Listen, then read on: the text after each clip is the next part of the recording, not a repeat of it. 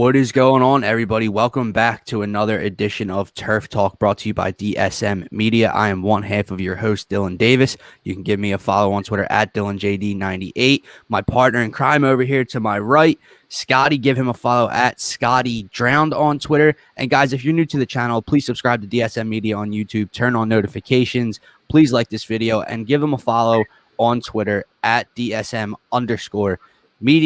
Scott, how are you feeling on this fine Sunday morning, my friend? I'm not gonna lie to you, man. We talked about it a little bit before we got started, but it's been an eventful weekend. I have a bunch of friends up from Maryland. My girl's birthday, so happy birthday to Alexis. But yeah, we had a crazy night last night. We were out till like 3 a.m. So definitely feeling a little rough, but definitely ready to dive into these division rankings. Gonna have some fun there. Oh, well, happy birthday to Alexis. We might have to sing at the end of today's show, Scott.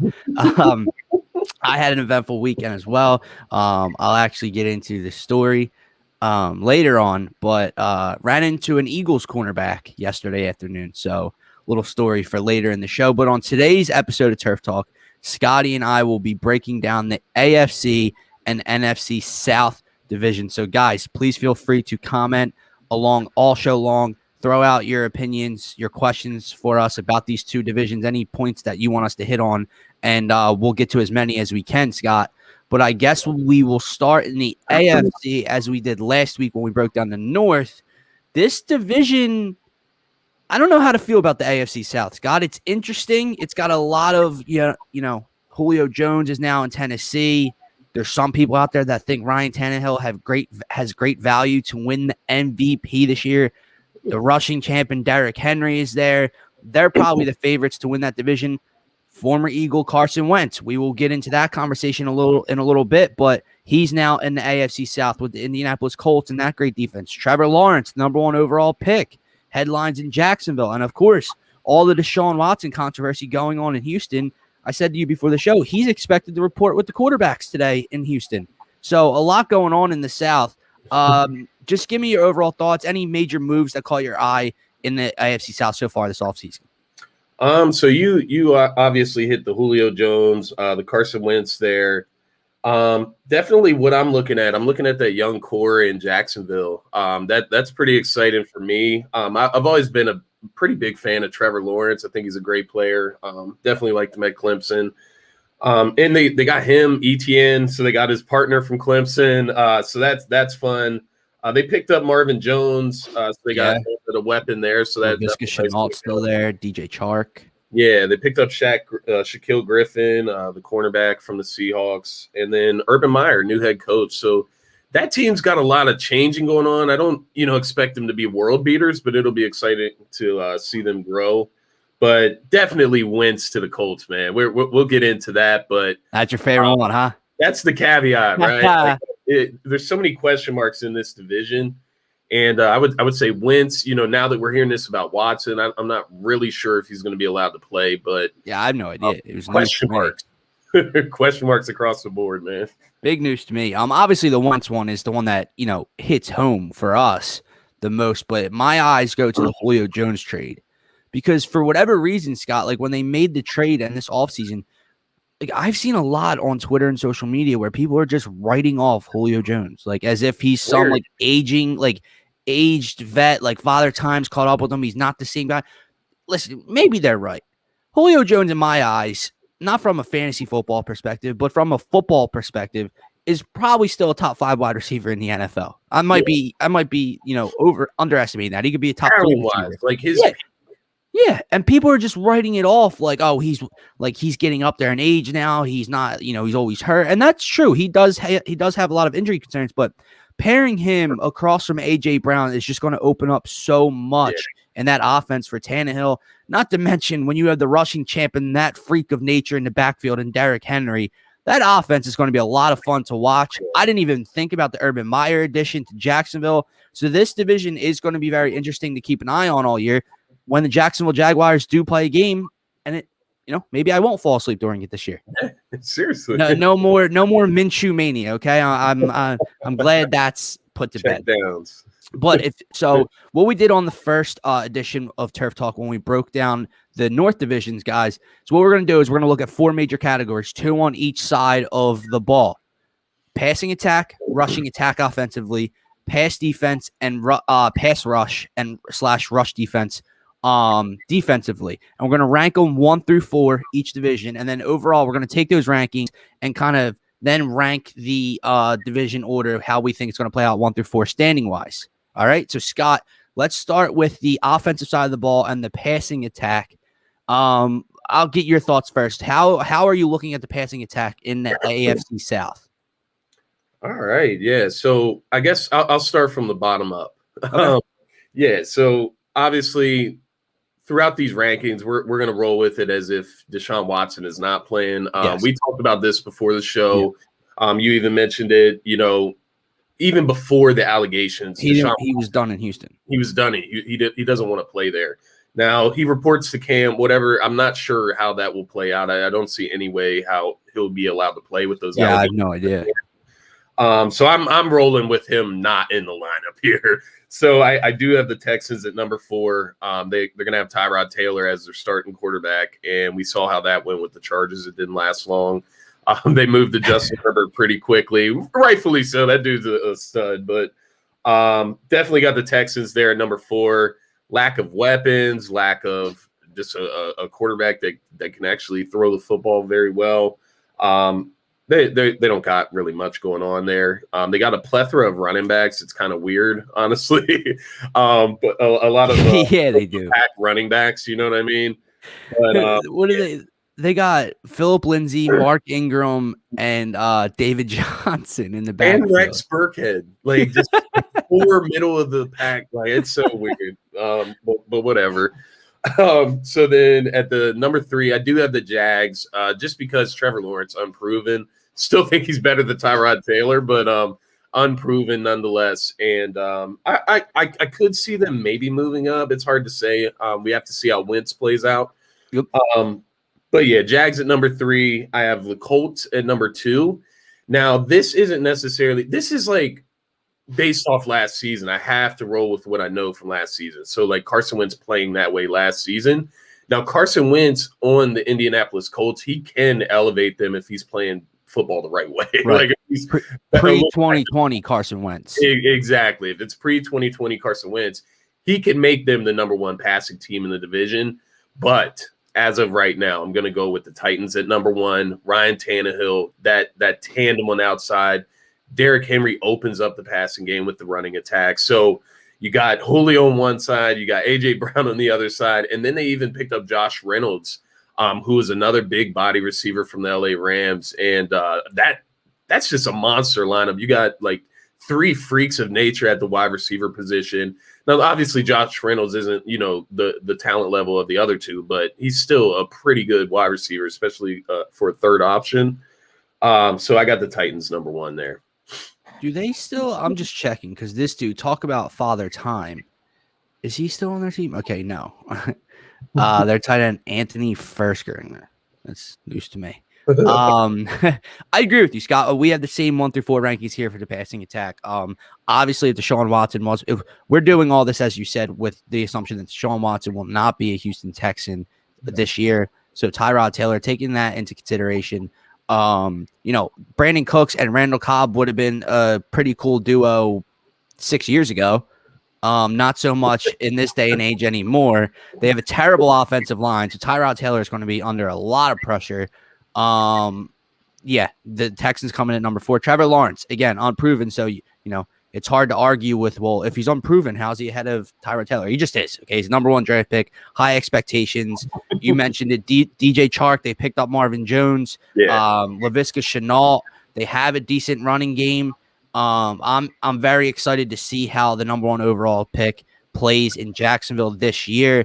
And then I agree with you. I had the Titans 1, the Colts 2 right now. That could change if Wentz gets back to pre-2020 Wentz. But I can't roll with that. Like you said, I need to see it before I can make that prediction. And then just, outside, factors, not just quarterback play. Obviously, the Colts have a great offensive line. So that helps Wentz. The Titans have a good offensive line. But when you look at, the receiving core and you look at Julio Jones and A.J. Brown and you talked about Derrick Henry in the backfield and then you go to Indianapolis, is T.Y. still the number one in Indy? Receiver, out Michael Pittman Jr., receiver-wise, the talent is just astronomically higher in Tennessee than it is in Indy. So I got to give the edge to Ryan Tannehill right now. Ryan Tannehill went 2 years ago, Scott, when they made that playoff run, all because of Derrick Henry. And Ryan Tannehill, do you remember the couple playoff games, like the wild card game, he threw 14 passes and they won? And people were like, oh, Tannehill. Dude, Ryan Tannehill had zilch to do with that playoff run 2 years ago, okay? Last year, dude became a little bit of a slinger back there. He had Derrick Henry to rely on in the rushing champ, but he aired it out a little bit. A.J. Brown had a great year. I really do think, if they're successful, if Tennessee's successful in the record column this year, I think Tannehill's numbers are going to be really good, and I can see him not going to win the MVP, but I can see him being in the mix for MVP type season.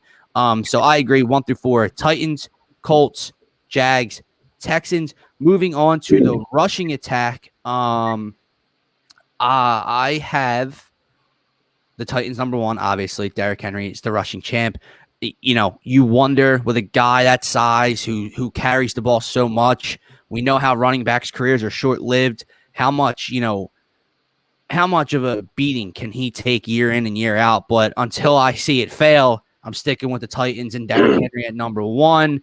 Number 2 comes the Indianapolis Colts. Jonathan Taylor and that young core, kind of by duo over there in Indy. I love the way Frank Reich mixes them into the pass game and everything. And they have a great offensive line, if not one of the best offensive lines in the NFL. So I had the Colts number 2. 3 and 4 is weird. Okay, I'm going to tell you what I put. What I put down was Jags 3, Texans 4. And I based that off of the offensive line because the Texans' offensive line is that brutally bad. The Jags aren't anything great, but they're better than the Texans. Yeah.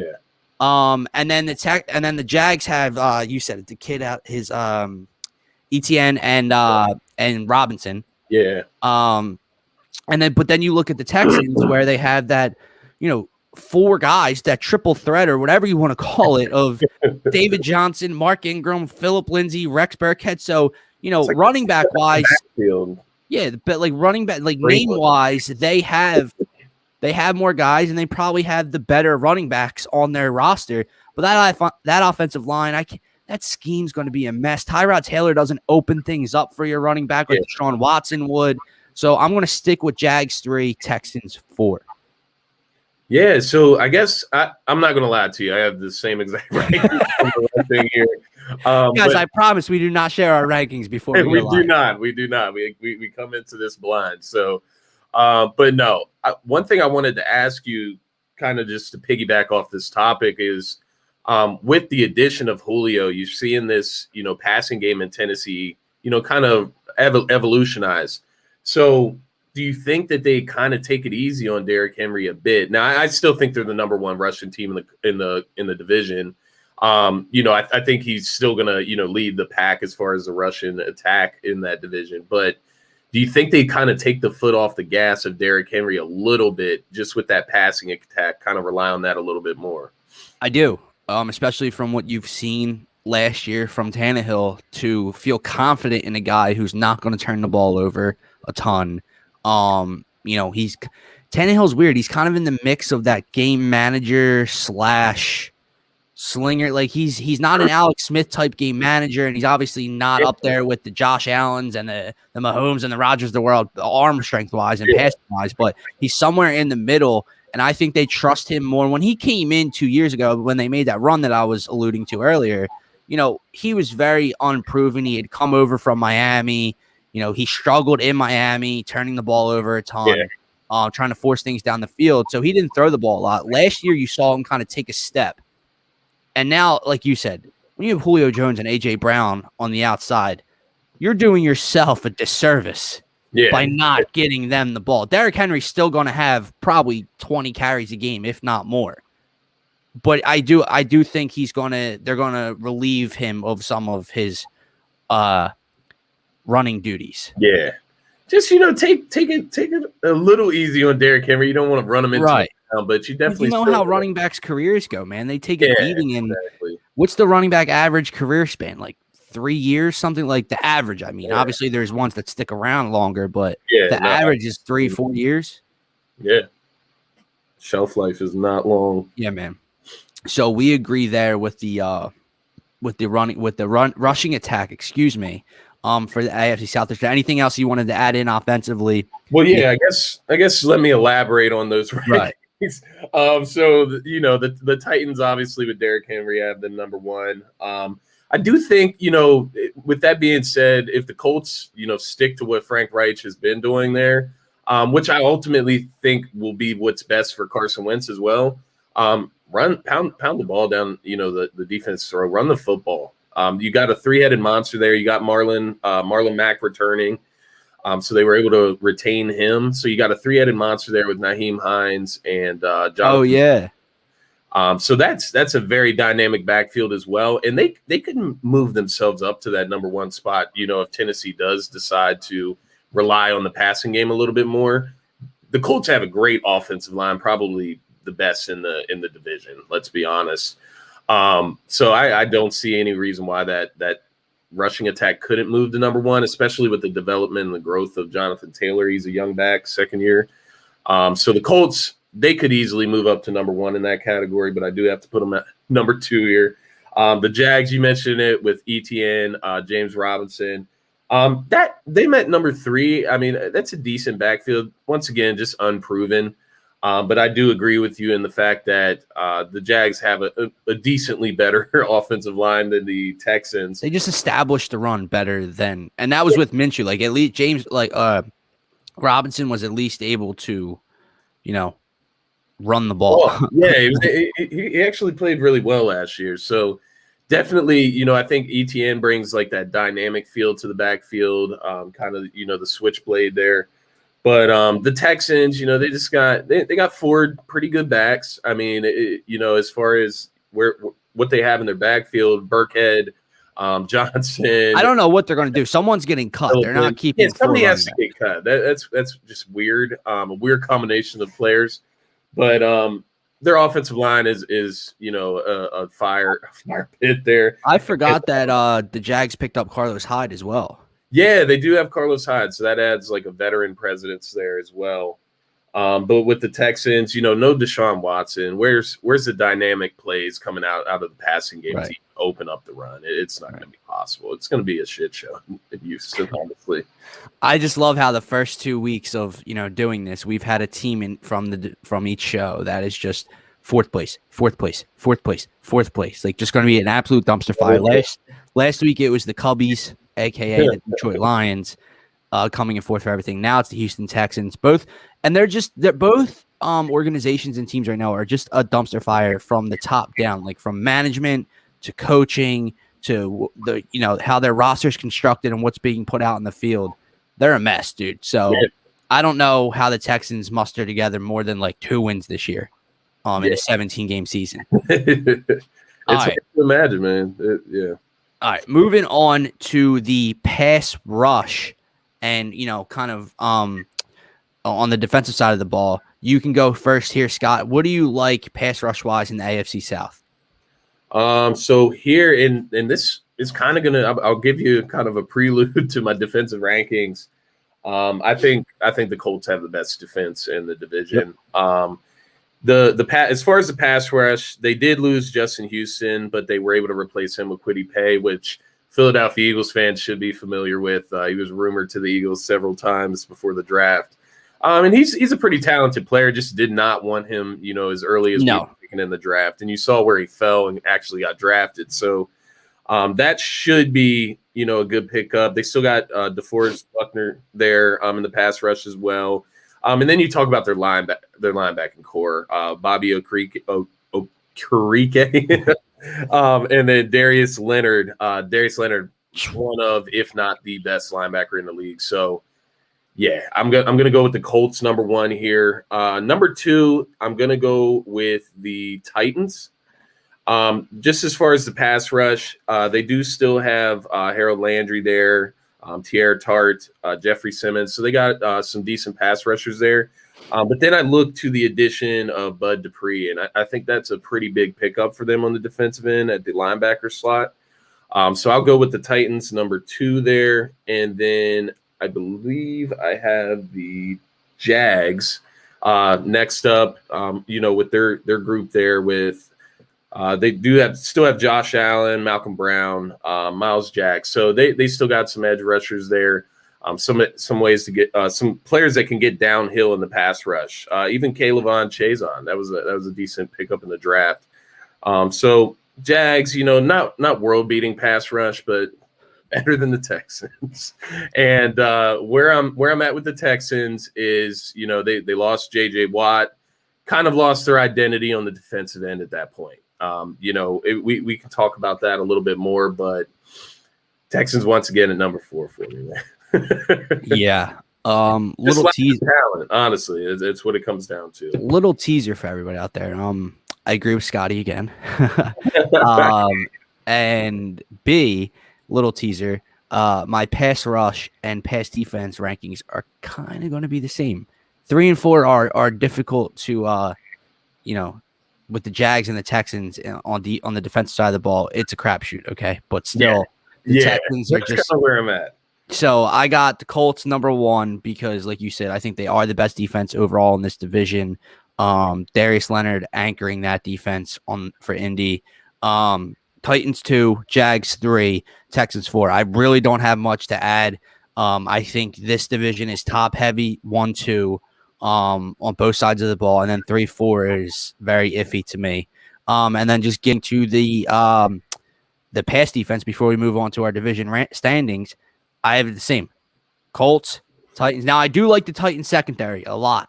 But the Colts, I think, just have like a top 3 defense in the entire NFL, top 5 defense in the entire NFL. So I have Colts 1. Yep. Players that make plays on the ball. That's what I really turn you over, short field. Something that Carson Wentz, hopefully can thrive off of in Indy, where playing off of a short field, having a defense that can go and get takeaways for you. That's one thing we lacked in Philly was getting turnovers for sure. Colts 2, Jags 3, Texans 4. I know the Texans have Vernon Hargraves back there in their secondary, but it's a dumpster fire, man, and I'm not switching that up at all. So, how do you feel about the pass defense? So you had the Colts 2 in the pass defense. No. Sorry, Colts 1, Titans 2, Jags, Texans. Okay. So, I'm with you as far as the pass defenses. The Colts are number 1 for me. Really love Kenny Moore back there. He's one of those players I was talking about, a ball hawk. He really makes good plays on the ball. They were able to retain Xavier Rhodes. It will be interesting to see, with us taking their DBs coach, Gannon, just to see how that secondary kind of adjusts. Now, they still should be good. Let's be honest. Yeah. The scheme shouldn't change too much. But it's always interesting to see after those coaching changes. But Colts number 1 in the pass defense as far as coverage. And then I do have the Titans number 2 as well. The only thing with the Titans, a lot of, I'm looking at their lineup here. Looks like Caleb Farley, between him and Christian Fulton, Elijah Molden, young guys right there. So that one spot at the CB2 is a question mark because Caleb Farley's coming off that huge injury as well. So that's kind of why he fell in the draft there. But you're looking at those 2 safeties, and I'm looking at Kevin Byard and Amani Hooker, probably one of the best safety tandems in the league, if we're being honest. And that's why I have them at number 2. And they were able to bring in Janoris Jenkins from the Saints just to bring a little bit of a veteran presence there at the CB1 position. So I do have the Titans number 2. Got the Jags number 3. Really youth. They have a lot of youth at the secondary positions. They did bring in Shaquille Griffin, which I think that's a pretty good pickup. That brings a little bit of experience from Seattle. CJ Henderson was a guy in the draft. I believe that was a year ago that I was kind of looking at for the Eagles, kind of wanted him on the Birds. So it'll be interesting to see him in year 2. Tyson Campbell, rookie. Sidney Jones, a backup corner in that secondary. So, but he actually played decent in Jacksonville last year, according to what everybody was saying. But we'll see how that plays out. But young has a lot of potential in that secondary, is what I would say. And then the Texans, man, the talent. Where's the talent? I don't have another name for them. Like I was thinking, been drafting. Like I don't understand. I don't know. And I've been trying. Like you know how last week we called the Lions the Cubs. Yes. I'm trying to think of a name for the Texans, and I don't have one. I don't know. They are a complete mess, just from a front office standpoint to a coaching standpoint to all the way down to how that roster is laid out. I agree with you, man. So let's get into our, just rankings of this division 1 through 4, taking all those rankings that we just put together into account, but also just overall feel for, which team is better. Like we just said, the Colts are the better defense, one of the best defenses in football. So we had them above the Titans, but you know what I mean? Like even everything out. I'll let you start off here, Scott. Who do you have number 4? And then I'll go, then you feel me? Yeah, I got you. You go 4, I'll go 4. You go 3, I go 3. Gotcha. So number 4, obviously, the Texans. No, not the Texans. The Texans. Without Deshaun Watson, you're really starting to see what he was dealing with, why he wanted out of there. When you're looking at this roster, and there is just nothing outside of Deshaun Watson. And they were probably, I think they were a 4-win team last year. I didn't look at their record. So you won 4 games with Deshaun Watson. What the hell is supposed to happen after? Yeah. And like you said, you lose your defensive leadership and identity in JJ Watt. Exactly. So 4, that's an easy decision. I don't know if they'll win a game this year. They will. It's a 17-game season. They will, but it's very hard to go 17. But who are they going to be? Exactly. You couldn't pick that. I wouldn't pick that game. I honestly, if their over/under was at 3 wins, I would take the under. I don't know what it's set at, but I think I would take the under, dude. Like they're that bad. They are that bad. Number 4, I have the Texans as well. They are that bad. They have a chance to go 0-17. I really can't say that about many other teams in the league. Like even the Lions. I almost called them the Cubs for real. Even the Lions, with how much we dogged them last week. Jared Goff, I guess, will be able to find a way to win a few games. I guess I'm not confident in saying that, but more than I'm confident in saying Tyrod Taylor and Houston Texans can win a few games. Number 3, I had the Jacksonville Jaguars. I don't think, like I said, I think it's top heavy with 1, 2, and then 3, 4 are kind of there. I can't wait to see Trevor Lawrence. I feel like this has been something we've been waiting for the last 3 years. It feels like for Trevor Lawrence to finally be in the NFL. One of the highest graded quarterbacks to come out of the draft, go into college and then come out of the draft from Clemson. It's going to be super exciting, and they have. Like we've been saying all show, they have some weapons in Jacksonville, which, I feel like it's been a long time since I've been able to say that, but a lot of speed, some size, DJ Chark, Laviska Shenault. They bring in a veteran in Marvin Jones. They have 2 dynamic running backs. Yeah. Let the kid sling it, and let's just see if he can win you a few ball games. So I'm going to go with the Jags at 3. Yeah, and I got the Jags there as well. I'm with you. I'm excited to see what this offense can be like. If Trevor Lawrence is a truth, we really don't know who DJ Chark and Laviska Shenault are on the Jaguars. Like they were able to play pretty well, without a good quarterback. So if Trevor Lawrence can be a good quarterback, get the ball downfield, DJ Chark can explode in this offense. Yeah, man. And, just speaking on the running game, I mean, it is, I hear that, Abe. I got it right here, buddy. I'm living off of it right now. We are hurting on this fine Sunday morning, yeah.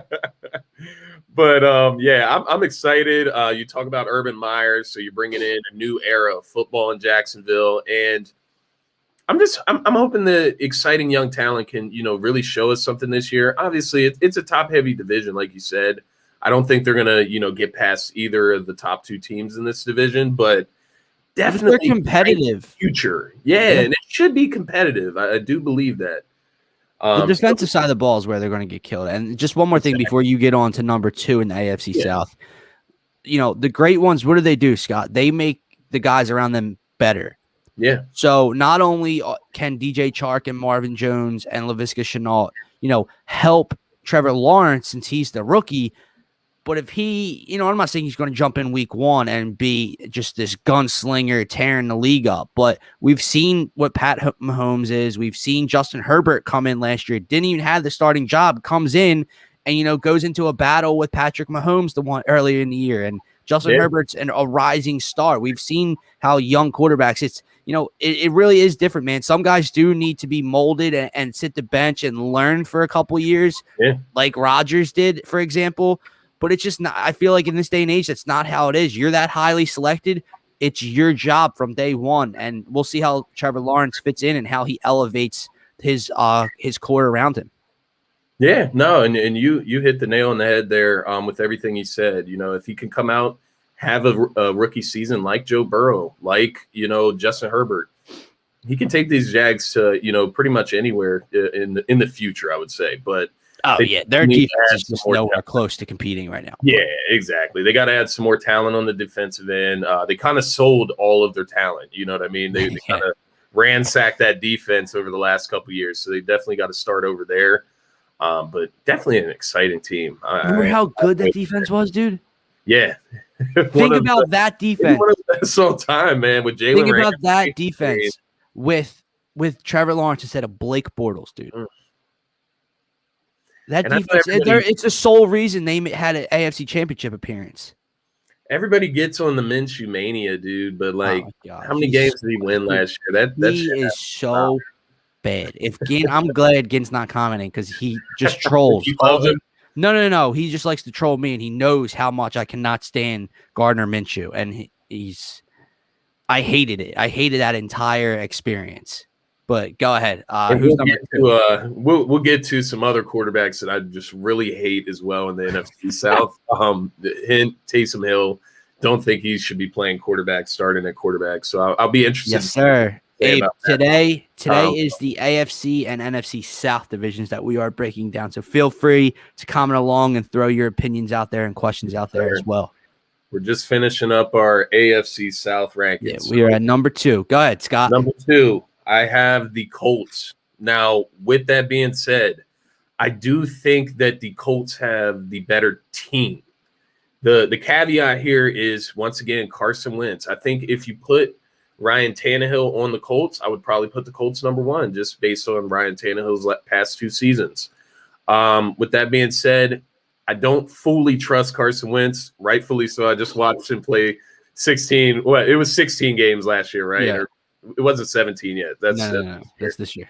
So 16 games of Carson Wentz last year. He played what? Well, 12? 14, 12, somewhere in between there, 12 to 14 games. So I watched it. I know what I saw last year. I know our offensive line was very bad.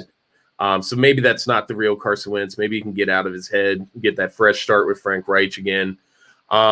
But yeah, I can't put the Colts at number 1 right now just with the uncertainty at quarterback, although I do think they have a great rushing attack, great offensive line. You mentioned the question marks at the receiver position earlier. I do like Michael Pittman Jr., but where else is it coming from? You know what I mean? You mentioned T.Y. Hilton. Is that your number 1? So I wish they would have added something else there, just some, kind of like a warranty or something for that position. But overall, the defense, and then the passing and rushing attack that could be for the Colts. So I do have them number 2. All right. So I do agree with you. I have the Colts at number 2. I have the Titans at number 1 because I just need to see it first, right? Like I'm not just going to make this outlandish prediction that, he's going to reinvent himself. However, I still believe in Carson Wentz. And what played out in Philly, really sucked and hurt me because I was a Carson Wentz stan. I wanted him in Philly for a long haul. And he has everything he could possibly ask for and want in Indy. Yeah, he still doesn't have like a true number 1 wide receiver like he never really had in Philly. But he's got a great offensive line. He's got a rushing attack. He's got a top 5 defense in the entire National Football League that's going to give him short fields. If he, if some of the turnovers kind of continue early in the year, carrying over from 2020, he is a defense that isn't going to allow, points on it when he gives up a short field on to them. You know what I mean? So he has everything he can want. He has the guy who, was apparently the mastermind behind everything in 2017 when Wentz was an MVP candidate in Frank Reich. So he's got everything he could ask for in Indianapolis. He gets the fresh start. I think they can win this division. But I just had to see it first. I can't come out here and say that they're going to win this division, especially, listen, I can't have the Twitter trolls coming for me and people on the show because I defended Carson Wentz to the end last year, right? And a lot of it was his fault, but there was a lot of external reasons why this team was really bad and why his performance was bad as well. And I can't come out here now and be like, the Colts are going to win the AFC South. People are going to kill me if he still looks like 2020. So I got to wait to see it and to believe it in Indy. So Colts number 2. They had the potential to win the division. Number 1, as of right now, I have the Tennessee Titans. That offense, they have a good enough defense. We've seen that over the last couple of years. They've added some pieces.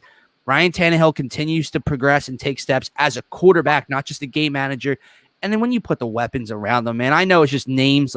Maybe we're buying too much into it, but I don't think we are. When you see how good Tennessee was last year with Derrick Henry and A.J. Brown, you add Julio Jones to that mix. The Titans are going to win this division as of right now. They're a juggernaut on paper, man. It's a bit ridiculous, honestly. I just imagine going against that offense, and it's like, what do you do? I mean, it's kind of like, I guess in basketball when you're just going against, real size. And that's what they have. They have size at all the skill positions. And then you mix in a guy like Ryan Tannehill who can get out of the pocket and run. Just makes for a really dangerous offense. I mean, imagine having to tackle Derrick Henry, A.J. Brown, and Julio Jones all game for an entire game. And then you just mentioned it, tackling him. They're all humongous, bro. They're humongous. They're not like this dynamic, like Kansas City, right? Kansas City is the best offense in the NFL, probably. They're so dynamic. They have so much speed, right? So they're hard to tackle as well. But when you talk about putting a beating on a defense, whoever has the ball in their hands, Derrick Henry, we know what he's going to do to a defense. Julio Jones is one of the biggest receivers in the game. A.J. Brown has more speed than anyone on this team, but he's a big dude on the outside. They're going to put a beating on defenses, and by the time as the game breaks down and the game prolongs, they're not going to want to run up and hit A.J. Brown and Julio Jones and Derrick Henry and get in the box and try to stop Derrick Henry. I got a question for you. What's up? And I'm not being overreactionary here. That's why I'm asking the question. I just want to see your opinion first. But is Julio and A.J. Brown, is that the best wide receiver tandem in the NFL? Oh. I'm like cycling through wide receivers. I'm trying. This is hard. I have a great trio, but as far as a 2-man tandem, I'd have to go through and break everything down. But I'm going to answer this question. I'm going to answer this question in certainty next Sunday. Yeah, on Turf talk about it. But I'm going to say they're definitely top three. Yeah. And so I'd have to think because I don't have any names in mind. They're definitely top 2 to 3. They could be number 1. We will get back to that next Sunday. I mean, you could say Thielen and Jefferson, but that's not better than Julio and A.J. Brown, bro. Man. No, and people like Tyler Lockett and DK, not better than them too.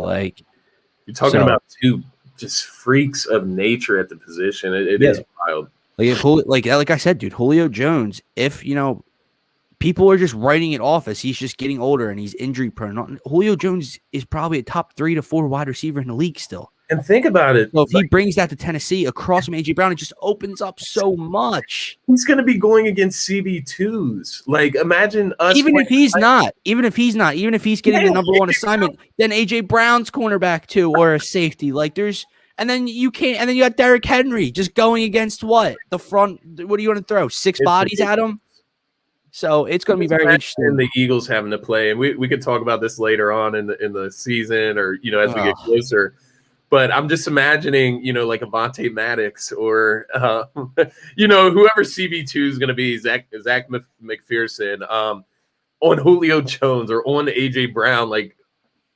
Yeah, I don't know. I would have a. Listen, real quick before we move on, because we both agree we have Tennessee, Indianapolis, Jacksonville, Houston are AFC South standings. Me and Scotty agree here. But before we move on to the NFC South, I have a buddy who lives in Nashville, Tennessee. I've known him since I was like 8 or 9. When I go out to Poconos every summer, because I've been going there every year since I was a little kid, his family was the same week, and we're the same age, so we would hang out, play basketball, whatever.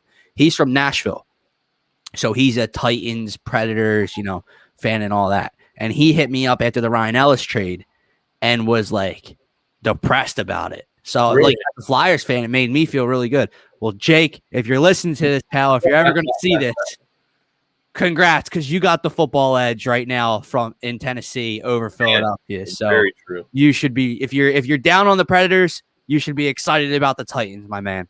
So let's shift on over to the NFC side of things. Scott, I want to throw out just a few, things that happened in this division. Obviously, Julio Jones left from One South. He was traded from Atlanta to Tennessee. We already discussed that. Drew Brees retires in New Orleans. Sam Darnold to the Panthers. Obviously the big number 4 overall draft pick, the Falcons, go for Kyle Pitts. Yeah. Is there anything else that happened in this division? I know you had mentioned to me before about the Saints losing some guys on defense. So the Saints kind of got ravaged in this offseason. They were, very, very much over the cap limit. So they had to make a lot of moves that made their team worse in order to get back where they needed to get under that cap. So just to throw a few names, obviously they lost their defensive coordinator, Dan Campbell, but also Aaron Glenn, Janoris Jenkins, Quan Alexander, Sheldon Rankins, and there's more names. I'm not going to sit here and list the whole team that left, but there was a ton more names on that defensive line that kind of left that squad. New Orleans, it was kind of eye-opening doing the research for this part of the show, because I actually started to see what New Orleans is, and it's man. The Saints have great. Like it's not looking very good at all. They had to prove me wrong, because as of right now, the Saints have gone from the Saints to the Aints, because they ain't going to be very good this year, in my opinion. So we're going to break this down a little bit, but and then as far as Tampa Bay, I mean, they just brought everyone back. They didn't add really anything. You want to talk about the definition of running it back? Yeah, they literally ran it back. Like was Shady still on the team? They replaced Shady with Giovanni Bernard, which is a nice. Well, I was going to say that hurts, because Shady just wins a Super Bowl every year. Right, he doesn't play in it. You're losing that good luck charm there. Yeah, he doesn't play in it, but he wins a ring every year. So good for Shady. I guess the only other thing, just as far as the Panthers, you mentioned Darnold, but they also brought in J.C. Horn, who I was a big fan of in the draft. Definitely was open to the Eagles bringing him in. And then A.J. Boyd, they also brought him at CB. So they kind of trying to build some stability there at the corner position. They also picked up Hassan Reddick from the Cardinals, I believe. And I think he will be a nice addition. And then one last one, Terrace Marshall Jr., wide receiver out of LSU that they picked up in the second round, I believe. I am excited to see him. Wait, who picked up A.J. Boye? I believe it was Carolina. Really? I believe so. I feel like I remember that now that you said it, but I don't have it here on the depth chart. Let me just check. I feel like I remember that, though, unless they lost.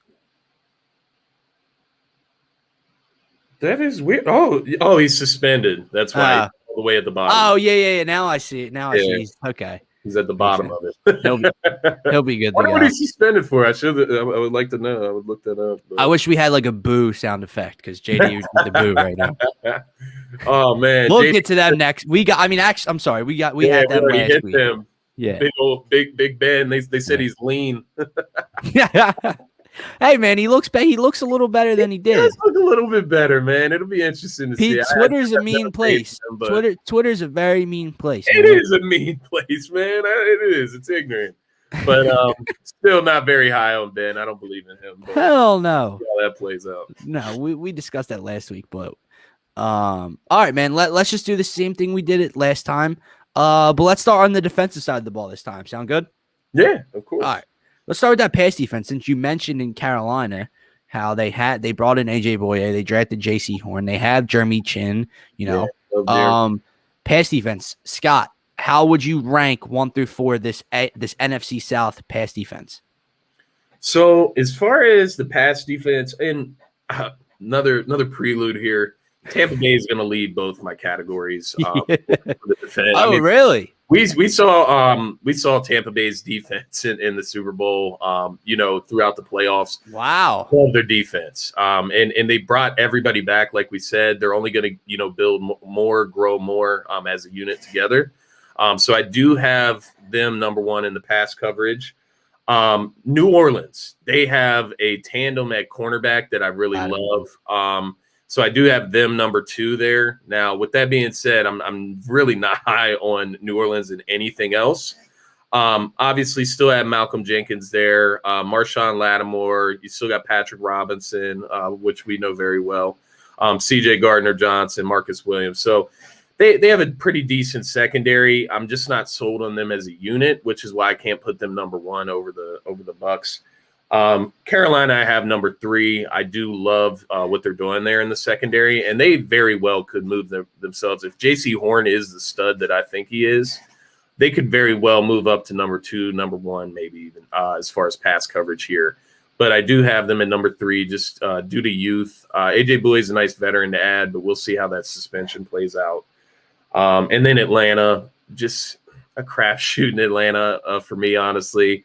They're probably going to be the team that I rag on a little bit here in this division, but just one of those teams that, I'm looking down the roster. I do like AJ Terrell, the cornerback. I believe he's out of Clemson. They picked up Deron Harmon, which was a decent pickup at safety, but outside of that, they're really lacking. They're relying on youth and Richie Grant at safety, and then Kendall Sheffield on the other CB2 spot. So Atlanta at number 4, just by default in reality. I just think they're kind of young. I'm not sure what they're doing in Atlanta in all reality either. It's like a weird mixture of like veterans and youth, and it's like they're going in a youth movement, but keeping Matt Ryan. It's very odd.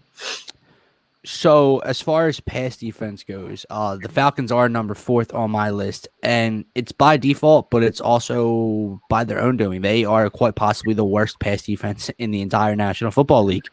So Falcons are number 4, and I went a different route here, man. I don't know if this is just me trying to be different, and I don't want to put the Bucs number 1 in every category, but if there was a weak spot, I know they showed up in the Super Bowl, okay? I get that. But before that, if there was a weak spot to this Bucs defense, because their front 4 is really good, and those linebackers are freaking insane with Levante David and Shaq Barrett and those boys, okay? But their secondary was the weakness of their team, and it's why they struggled early on. I had the Bucs at number 3 in pass defense. I had the Panthers number 2. I like what you said. JC Horn, I had Patrick Surtain over him heading into the draft. I didn't like him that high, but hey, they took him. And if you're right, pairing him up with AJ Boye when he comes back from suspension, Jeremy Chin, I really like Jeremy Chin there in Carolina. I had Carolina number 2, and then the Saints.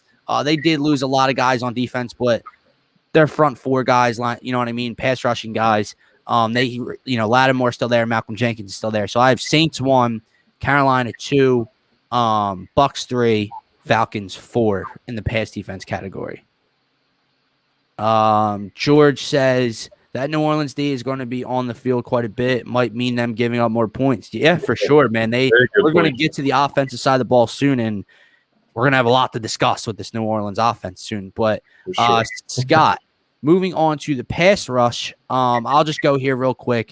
I have the Bucs number 1. Like I said, those linebackers with Sue and JPP and Vita Vea, they're getting after you, okay? I have the Saints number 2. I know they lost a lot of guys, but they're still a really good defense. And over the other 2, it's kind of that. I feel like the Saints in my categories or in this category for me is number 2, kind of by default, because I can't put the Falcons or Panthers ahead of them, even if they lost a bunch of dudes on defense.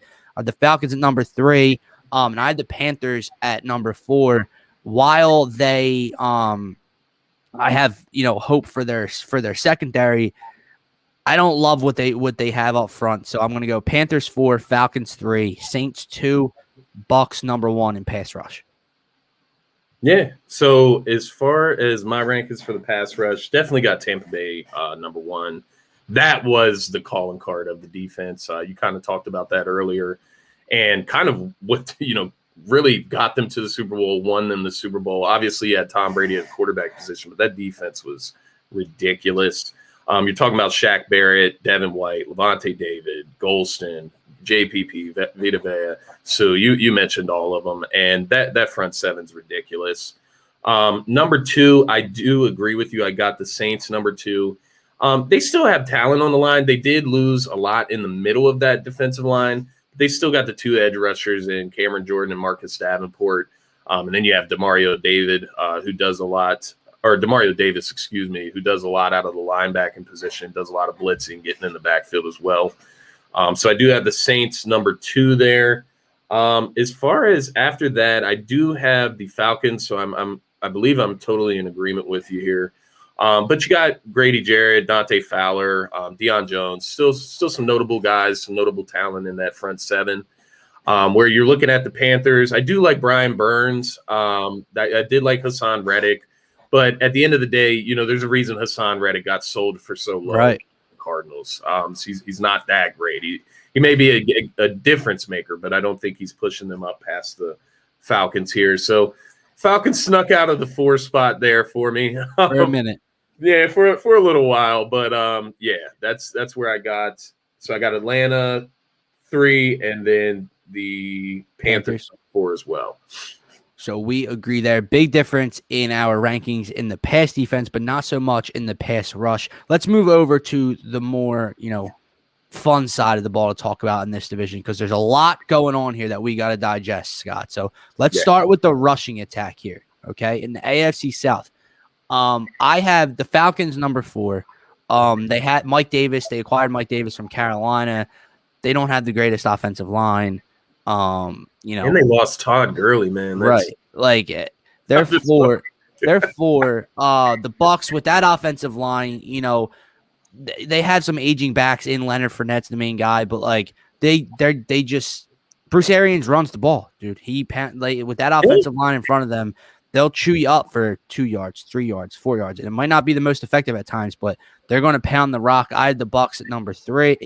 And then 1-2 is very hard here because you have 2 of the best running backs in the game here.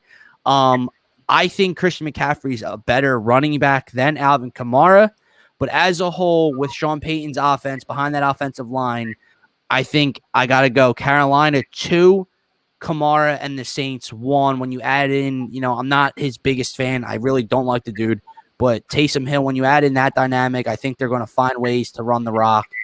I like CMC better, but I'm putting Kamara and the Saints number 1. Okay, so I'm with you on Atlanta, number 4. You mentioned Mike Davis. They just don't really got a lot going on. Mike Davis did play really well in CMC's absence last year, but you go down to Atlanta, not that great of an offensive line. Hard to say what the passing game is going to be. They do have some weapons out there, but it's hard to know if that is going to open up the run game for them. Tampa Bay at number 3. Now, see, for me, I was honest. I'm not going to lie to you. I was teetering with Tampa Bay and New Orleans number 2. Really? And now the reason that I say this is, and I guess is that the quarterback dynamic? Yeah, I'm going to skip past Tampa Bay just to kind of fully explain this, but New Orleans, for me, there's a caveat there. So I do believe that New Orleans could have the best rushing attack in the division. I love Alvin Kamara and even Latavius Murray at that backup running back. Yeah. He brings like a power punch in the backup role. And then you mentioned Taysom Hill. The only thing that worries me is that the passing offense is not going to be able to open up the run game for this team. And I think we saw that down the stretch last year once Taysom Hill got a few starts. And now if they go Jameis, we'll see what Jameis can do. It's hard to say what he will be. But just as far as if they do go the Taysom Hill route, we kind of saw that play out last year. And we watched the Eagles beat them with Jalen Hurts. So that's kind of where I'm at with, that offense. Makes It sense. will be interesting to see if Taysom Hill can figure it out, if they do go the Jameis route, which I'm kind of leaning towards Jameis. I think they're going to start better Jameis. option there, honestly. You have to, dude. Totally Taysom Hill's not like Jameis is going to turn the ball over a ton, and Michael Thomas is going to miss the beginning of the year. And outside of that, they don't have a lot of weapons on the outside. Could Aaron Rodgers be a move for New yeah, Orleans? For real. Wouldn't be a bad one. Taysom Hill, he's not a quarterback in the National Football League. He's not. Yeah, so I agree with you. I really didn't think about that too much, but it makes a lot of sense why you would have them why they could be lower. It's just it was teetering there for me. And honestly, you can very easily put them at number one. They have the record, the evidence from previous seasons that they are able to run the ball. Just worried about them without Drew Brees, man. Yeah. It's very worrisome. And once again, once you take the quarterback off the team, you start seeing all the holes that these great quarterbacks can cover. And then Carolina, number one, CMC should be fully healthy. They did bring in Hubbard from the draft, which I think is, once again, a nice little power punch to back up CMC there. And hopefully the passing offense can open it up a little bit. Hopefully we'll see what Darnold, and we'll talk about Darnold here in a second, but interested to see what he can do with that offense because they have weapons in Carolina. Let's be honest. They got guys on the outside there. So if they can open up that rushing attack for CMC a little bit, and we know CMC gets involved in the passing game as well. A ton. But, if they can get him involved in that rushing game, open that up for him, that will be a world of a difference. Like Christian McCaffrey is literally going to have games this year where he has like 18 carries and like 11 receptions out of the backfield. He's going to have like 30 touch games where it's a mix, like almost 60-40 split of run and receptions. Love his game, man. Me too. And of course, I took him number one overall last year fantasy. And that's what yeah, we all know how that went last year with his injuries. Finally came back in like week 10 and then re-injured. Scored like 3 touchdowns. He at least scored 2. I know he had 2. I think he had 3. And then he got hurt again and he missed the rest of the year. And I was like, are you kidding me, bro? Like that pissed me off. I always get that end of the shtick, dude. Like, bro, I drafted when I was younger. 2 years in a row. That shit. Oh my god, dude. Like when I was younger, like I remember, I would always we pick. So what we do is we pick on draft night. We have an in-person draft in my family, and we pick out of a hat number wise what you get. Yeah. And I always found myself like 6 to 8. We only have 8 teams, so like 6 to 8. Yeah. I never had a high draft pick. I finally get a high draft pick when I'm in high school. I get all day Adrian Peterson. And that's the year he was suspended after week 1 because of the child abuse accusations. The next year, I get AJ Green, and this is when AJ Green's at the prime of his game in Cincinnati. He misses 90% of the year due to injury. I got him in the second round. I'm like, dude, what? Come on, man, come on. But anyway, that was just my little vent in the middle of the show here. Moving on to the passing attack, Scott.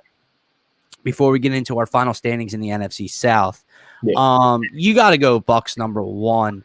It might not be the most dynamic. Matt Ryan in Atlanta is going to air the ball out with Calvin Ridley and Kyle Pitts, but you have the GOAT.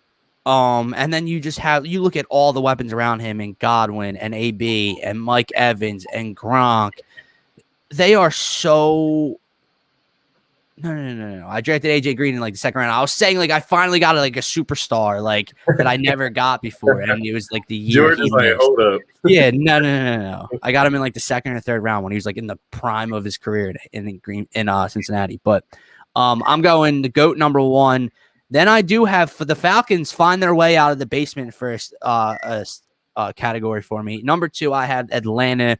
They're not going to be very good, however. They are going to air the freaking ball out, and that passing attack is going to put up numbers. I promise you that. Calvin Ridley is going to have a big-time year. Kyle Pitts is going to be a freak of nature over the middle of the field for Matt Ryan. So they should be a lot of fun in the passing aspect of the game. Number 3, I'm not a huge Sam Darnold guy by any stretch of the imagination, but I'm taking Sam Darnold and what you have in DJ Moore in Carolina and who they pick up, Robbie Anderson. Yeah. Then I am Jameis Winston or Taysom Hill with those weapons because Michael Thomas is going to be hurt. So I got Carolina number 3, and the Saints are in the basement number 4 in the passing attack. Yeah. And Yeah, man. I think I was kind of sleeping on Atlanta here. I needed to put some respect on Matt Ryan's name. I got Tampa Bay as well, number one, just kind of by default. Just the most stable offensive passing game, Right. honestly. Tom Brady looked shaky at times last year, but down the stretch, he turned it on. And that he's got so many weapons, like you mentioned. Oh, my God, dude. You add Giovanni Bernard in the mix, which I think he's a great addition to the passing game. Yeah. So he can catch some passes out. Not to mention behind that, I didn't even mention the offensive line, like how much time their he offensive has. line is really good. And then obviously you mentioned Evans and Godwin and AB and down the line. I mean, who was who was the one receiver last year? Scotty Miller. Scotty Miller, man. He's man, you got to know that. I know, man. Oh man, I feel dumb for not remembering. Yeah, Scotty Miller is exactly who I was referring to, and he's another. Is he still on the roster? I believe so. I think he was a young guy, so I do. Yeah, he is. He is. That's another dude. Tyler Johnson. Tyler Johnson. Still there. He's some crazy catches. Dude, and I also forgot I named Leonard Fournette as the main back there, but Ronald Jones is more dynamic. If he stays healthy, is going to be the number one guy, I think, by midseason in Tampa Bay. So all around, they're really good. So number two, I once again was teetering. I do have Carolina number two. I'm not. I don't want that to sound like I'm some huge Sam Darnold fan. It really all depends on Sam Darnold if he can be good, because I think they have weapons there that kind of protect the quarterback. So you have a CMC out of the backfield that is your safety valve. That kind of helps a young quarterback. And it's something that Sam Darnold just did not have in New York with the Jets, just stability. And you look at the outside with DJ Moore, then you got Robbie Anderson, two speedster. DJ Moore is a stud. I think he's a wide receiver that's very slept on. Definitely from the Maryland side of me, UMD with DJ Moore. So love him. And then the only thing I will point out about Carolina's offense, a player that I really loved, honestly, low-key wanted the Eagles to go after him in the free agency, probably too high of a price in all reality. But Curtis Samuel was a nice Army knife in that backfield slot receiver type of role. Had him on my fantasy team. He was very hit or miss, but definitely a spark plug in that offense at times and a very dynamic player. So losing him, it shouldn't hurt much with CMC back healthy, but definitely something to notate there. Atlanta, as you gave the explanation, I definitely understand, and I kind of wanted to move Atlanta up past Carolina. I feel like I'm disrespecting Matt Ryan in all reality by putting Sam Darnold in him. But they do air it out, man, and they're not going to shy away from that. With a guy like Kyle Pitts added to that offense, they did move. Is Darnold still classes? Yeah, I think 24, so. dude. It's his. I just looked it up, to compare it. He's only 2 years older than Mac Jones, who's a rookie now in New England. So he's still young and second chance kind of. So I'm looking forward to it for him, but I do wonder if I'm kind of putting a little too much stock in the Darnold train there. Oh, but you just wait. Carolina, I think Carolina has things in place around him, like go-to receivers. You have a great running back that can kind of support the quarterback and help him out there. But definitely see your point with Matt Ryan. Calvin Ridley's going to be a monster, being the number one fully now. He was kind of moving himself into that number one wide receiver role last season, but now he can fully step into that role, and it will be beautiful to see Kyle Pitts just in a pass-heavy offense. I want to see him used like a wide receiver, so it'll be fun to see. He'll be on the outside quite a bunch. Yeah, definitely. And then New Orleans, I'm with you, man.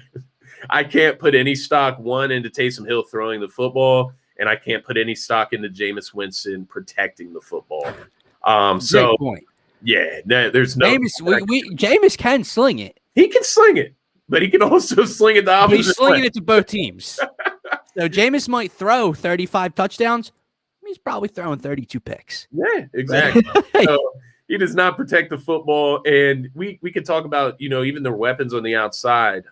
They lost Jared Cook, they lost Emmanuel Sanders, who's going to step up and be wide receiver 2 for the Saints? Dude, and like I said, Michael Thomas to start the season. Michael Thomas is so they have Traquan Smith. That's right. But yeah, dude, like they're tight end now. Adam Trautman. Why their slot is Deontay Harris? Yeah, dude. He's a great speed guy. Who is this, dude? Who is this? Lil Jordan Humphrey. Lil Jordan, I saw that.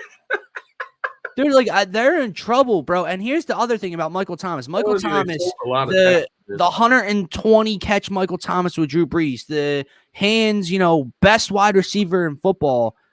Oh, talk about fantasy football. I had him in fantasy football last year. Michael Thomas, I was going to say something earlier because he was another dud last year. Man. Yeah, okay. So I forgot to throw that out there. Hey, same league, by the way.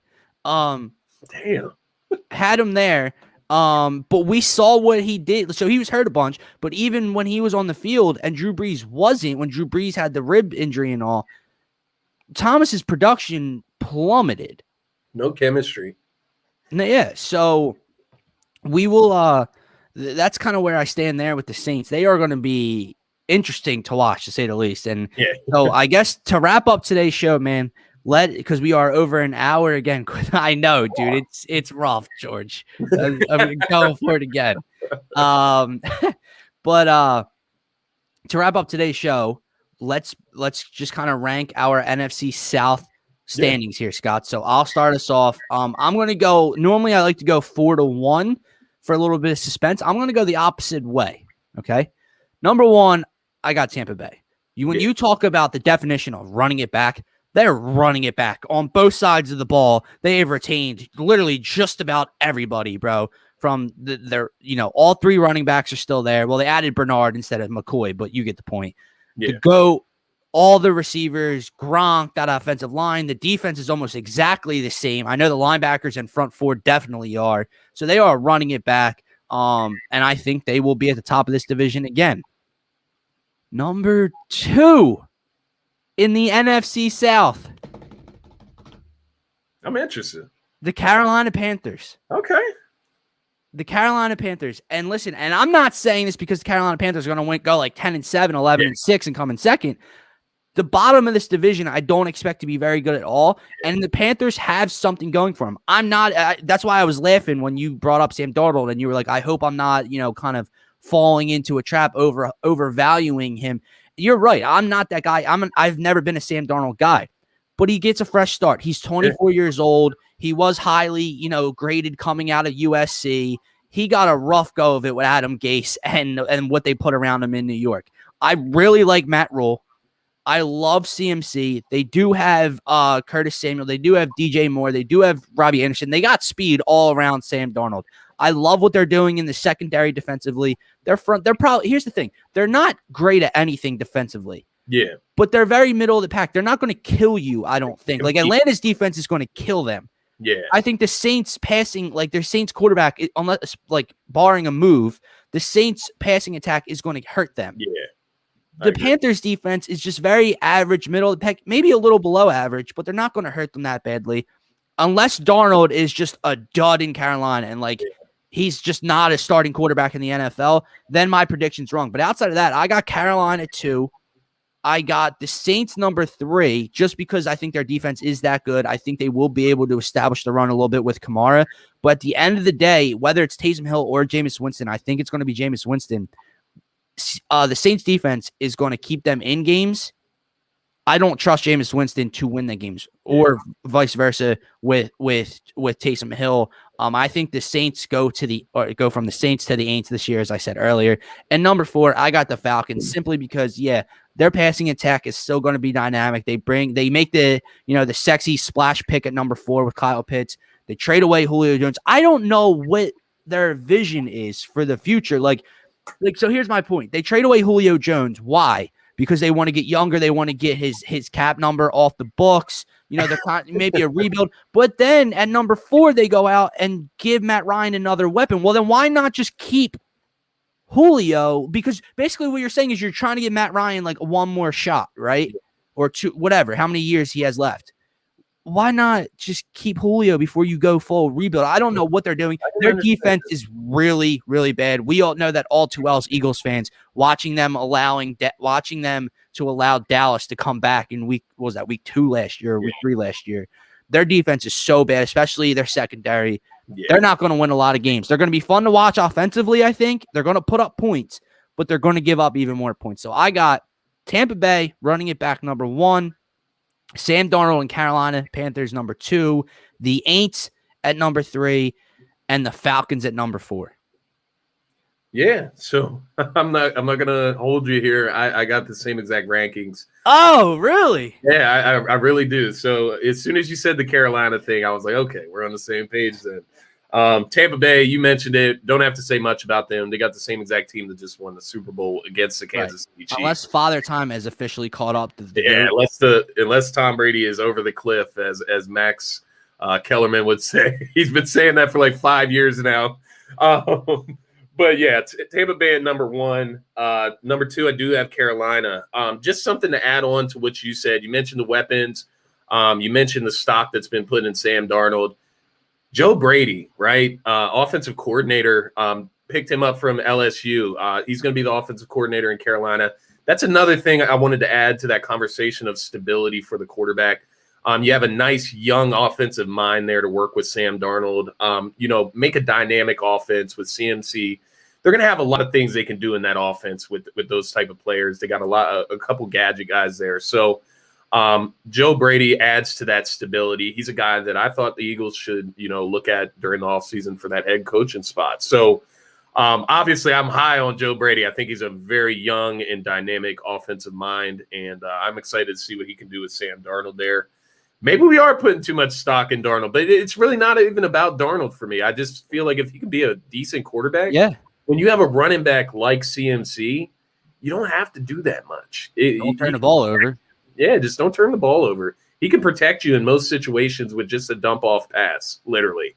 A dump-off pass to Christian McCaffrey can turn into a touchdown. Yeah. So when you have that explosiveness in your backfield, I just feel like it, really eases the game for you.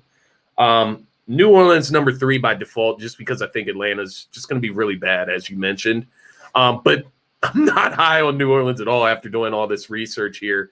And, I'm looking at New Orleans. I think I was looking at them with a question mark when I was going through the Eagles schedule. That's a very winnable game. For sure. Is that in New Orleans or is that at home? I believe it is in Philly. I believe it is in Philly. That's a winnable I could be totally wrong, but I do believe it's in Philly. But just looking at what they've lost, I mean, you start with Drew Brees and then you go down the line of what they lost. Now, they're number 3, as you mentioned, that defense, that secondary should keep them in games. They should have a decent pass rush still there, even though they did lose some guys in the middle. But Atlanta, number 4. I mean, it's just, like you said, they're in a tough spot, and it doesn't really seem like they know what they're doing or what they want to do. I, for one, thought they were for sure going to take Justin Fields at number 4 in the draft. I thought it was time to move on from Matt Ryan. Maybe I'm in the wrong. I thought it was time to go full rebuild mode there. But they're running it back with Matt Ryan. You mentioned it, kind of the question mark move. I guess maybe Julio wanted out. Maybe that's what the problem was. I'm not sure. But can't see them doing any better than what they did last year, despite adding Kyle Pitts. I mean, he's a great player, explosive. You had Julio Jones last year, so you know what I mean? One of the best wide receivers. I just don't get it, man. Like, I don't get it. Like, if you traded Julio, and I know that the trade for Julio came after the draft, but like, if you had planned to trade Julio, why take Pitts? Yeah, I don't get it. And I'm not saying, because Pitts can be there for the long haul. Like, Pitts is in your future plans. I understand that. But like, my point is, if you're going all in, like, if you're trading Julio, you're kind of saying, okay, Matt Ryan, like, why would you not rather have Julio, Calvin Ridley, and Kyle Pitts? Yeah. For a year or two to give Matt Ryan that chance. When you're trading Julio, right, why would you not say, okay, we're going to take an offensive lineman. Okay, we're going to bolster this defense that absolutely sucks. No, we're going to take Kyle Pitts to, like, he's a tight end, he's a different position, but kind of like replace Julio's production. Why? I don't know. So I have no idea what their future plans are, what their vision is in Atlanta. That, and these are very rarely see these examples, and you kind of saw it in Cincinnati this year in the draft as well. That is one thing that I've always loved about Howie, about the Eagles, is that they are not afraid to build through the trenches. And that's how you build a contender. Like, the reason that we can have just a little bit of optimism this year is because we have our offensive line coming back healthy. I look at teams like Atlanta, these young teams. Well, I guess not young when you're talking about Matt Ryan, but the rest of the squad is pretty young and youthful there. You got to build through the trenches. You got to invest in that offensive line. You know, regardless of who the quarterback is, you got to protect the quarterback. And even on the defensive side of the ball, you got to invest in that defensive line. Pass rush is the key to everything on defense in my eyes. So they got to do some soul searching, really redirect the movement of that organization. In the same, I mentioned the Cincinnati Bengals as well. You know, drafting Jamar Chase, it's the flashy. You mentioned it in the last show. Ticket sales, jersey sales. You should have took Penei Sewell. Like, it's as simple as that. You watch Joe Burrow get smacked last year, tear his ACL, and you go out and draft a wide receiver. Doesn't really make sense to me. But yep, yeah, they got money makes the world go round, and that's all it's about in Cincinnati, and I think that's all it's about right now in Atlanta.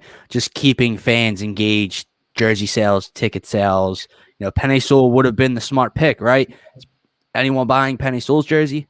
Yeah. No, because Cincinnati knows they're not going to be relevant still, even if they draft Penei Sewell. So that's what they're doing right now, and it's not a good idea of how to get you back into contending. So Cincinnati fans, I feel for you. Houston Texans fans, I feel for you. Atlanta Falcons fans, I feel for you.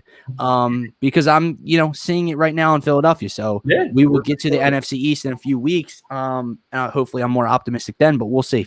As far as today goes, guys, Scotty and I had the same rankings in both divisions. Titans, Colts, Jags, Texans in the AFC South, Tampa Bay, Carolina, and Sam Darnold number 2. The Aints at number 3, and the Atlanta Falcons and whatever the hell they're doing over there down south at number 4. Guys, if you're new to the channel, DSM Media, please follow us on Twitter at DSM_media. Subscribe to our YouTube. Follow us on Twitch, TikTok. We're everywhere. Turn on notifications. Please like this video. We have content every single day of the week coming up. As of right now, Scotty, I'll just run down the schedule real quick because we don't have that great outro video that JD made for us. All these graphics you're seeing through our man JD. So give him a follow at, what is it, Scott? At JD or JD Oracle _DDS. DDS. Yes. And like I said, DSM Media, DSM_media on Twitter. So tomorrow night, Faithful Fanatics, 5:00. I'm not certain I have the guest yet, but possibly Paul Hembekides, Hembo from ESPN's Get Up, should be joining me tomorrow night. If not, later this week, he will be on the Faithful Fanatics at 5:00. Is Scotty Talks on tomorrow? Yes. So tomorrow night, it'll be around 9 p.m. I will be a little bit on the later side, but I do have Zach Noble coming on Scotty Talks NBA. From Ball is Life. He hosts his own pod on that channel.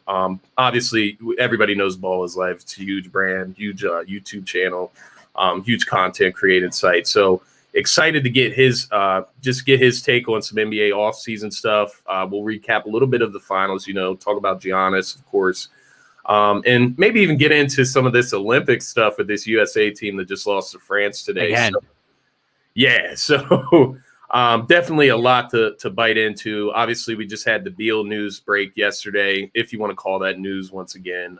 He may request a trade. So we'll get into all of that. Zach Noble from Ball is Life. That's going to be exciting. NBA draft's coming up this Thursday as well. Yeah, NBA draft. So that's exciting. We'll have to definitely get into some prospects. But definitely throughout the week, as you mentioned, Faithful Fanatics every day. We got Diamond Talk. We got UFO. We got Sneaker Savant. We've got you covered. Training for 4 quarters with Phil Stiefel. Fairway to Heaven. Scotty Talks. We have a hockey show coming soon. We have a college football / college basketball show coming soon.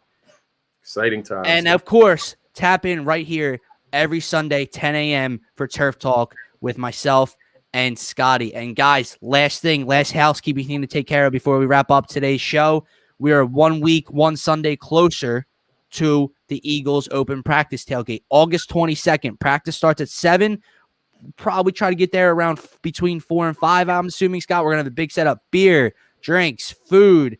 We're doing raffle tickets to give you guys a chance to win a Devontae Smith jersey, a Jalen Hurts t-shirt possibly, and there will be 3 pairs of tickets to go into the open practice with us. So come hang out with DSM Media, join our live show, and just talk about the Eagles and come and have a good time, guys. So please, August 22nd, come down to the link as DSM Media host our tailgate live show, I guess you could say. Yeah. There you go. And, just to kind of follow up on that, you got to subscribe, turn those notifications on. We'll be giving more and more information as we get closer to the event. So more details to come, but definitely going to be a good time. You want to make sure you're tuned in for that. Make sure you're there. All right, guys, thank you so much for watching. Everyone that commented, thank you so much. And guys, feel free every week to comment and join the conversation as well. Next week here on Turf Talk, Scotty and I will be breaking down the West, the NFC and AFC West divisions. A lot to unpack. As if we haven't gone for an hour and 20 minutes. The last NFC West is going to be fun, man. We might go for an hour and 45 minutes next week talking about these two divisions. So a lot to unpack there. Eagles training camp will have started. We'll have the latest news and rumors and what's going on in camp next week. So, guys, tap in Turf Talk 10 a.m. next Sunday right here exclusively on DSM Media. For myself, for Scotty, have a nice day. Peace.